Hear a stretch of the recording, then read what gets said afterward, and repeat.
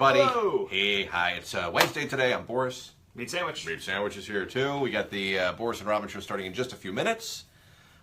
This morning, our big question is, where's the strangest place you've ever had sex? There was a couple that was actually caught on camera having sex at a Domino's Pizza while waiting for their pizza. Like, the people are working there. It's a public place. Like they were in the bathroom? No, they're at the counter. Wow. At Domino's, the counter comes up to, like, here. Oh, so you can't see what's going on underneath Yeah, the you chin? can't really see what's going on down there. So they're just going right at it there. All the Domino's workers are back there, you know, slicing up the pepperoni. How long did it take people to notice? Until they saw the camera footage, I think. Really? Yeah. Wow. They were stealth. So we want to find out, against our better judgment, where the strangest place you've ever had sex. Now, let me get this out of the way first. Don't answer in the butt, Bob. That's the famous answer from the Newlywed Game.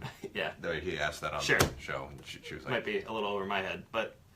Remember the Newlywed Game? Chuck Woolery? When was that on?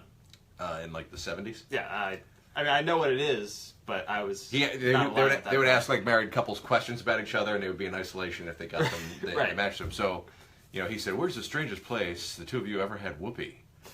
And she said, "In the butt." Classic TV moment. Google it. I will. All right. Anyway, we want to talk about actual locations. For me, the strangest thing is always when there's someone else there. So I'm just happy to be involved in the process. I'm not a risk taker like that, going to Domino's or, you know, crazy for me is being on the other side of the bed.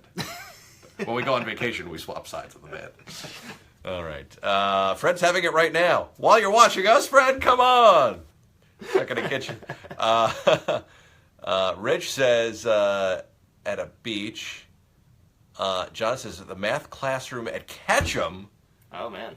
John, now I need to know more about this. Please fill us in with more. Were you a student at the time? Did you sneak into the school? Was class in session? It must have been after school, right? All right. Josh says, on the roof of a house. Okay. Church cemetery. Joe says a church cemetery. I know Joe. He's probably out looking for like Pokemon in the cemetery, and things just got romantic. All right, Rich says morning. I don't think he means that as a location. I think he's saying good morning. All right, so keep them coming. We want to hear. I shouldn't have phrased it that way, but anyway, we want to hear more. We want to hear more. All right. Also, this morning we've got the organizers of the Hudson Valley Comic Con on the air with us. Yeah, that's pretty cool. And they've got a big announcement to drop. I believe tickets are going on sale for this year's event. We're going to find out what's going to be new this year, and they've got some big special guests that will be there. Last year, remember Ernie Hudson was there really from cool. Ghostbusters. Was pretty cool. Yeah. So Strickland from Back to the Future was there too. that's right. Principal Strickland from Back to the Future is pretty cool. We got to meet those guys. We met Ernie Hudson on the way to the bathroom. Yeah, I saw him as he was like leaving a panel on Alex. So I'm like, "Hey, Ernie Hudson." And he's like, "Hey, meat sandwich." He didn't say that, No, but it would have been nice though. But anyway, so we'll talk more about that this morning with those guys too, and find out what's happening with Comic Con. Pretty excited. They did a great job with that last year. It was a lot of fun. It was great. Also, this morning, Robin's going to share one of her lost treasures, and today's the first day of Lent. Sure. I grew up. I went to Catholic school when I was a kid, and we used to do Lent all the time. Did you ever do Lent? Were you a Lent kind of guy? I mean, my family did Lent, and I was encouraged to do Lent. Did you ever give up anything? I was told to give up things. Did you actually ever give anything? I mean, you know.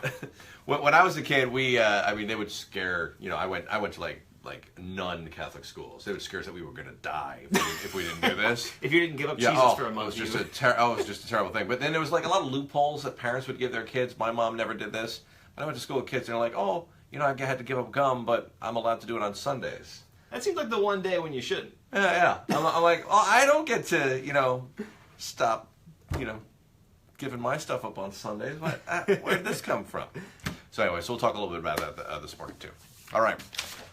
Joseph did it in a drive-in movie. Who hasn't, Joseph? That's what they're made for. Let's see.